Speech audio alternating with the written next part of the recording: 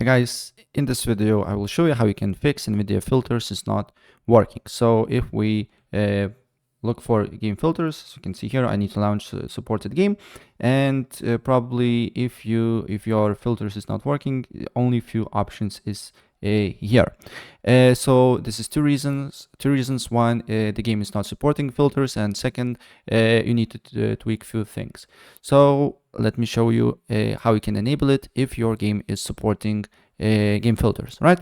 So first of all, open a browser.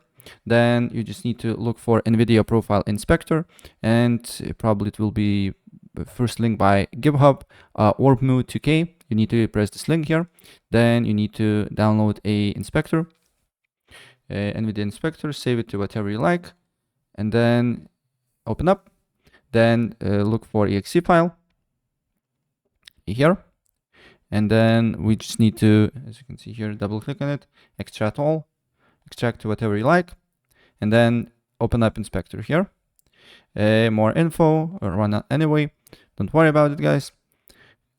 And then what you need to do here, you need to make sure that global driver profile is selected, and then you just need to press A until you see, as you can see, it should be, or just write Ansel, and then make sure Ansel is on, right?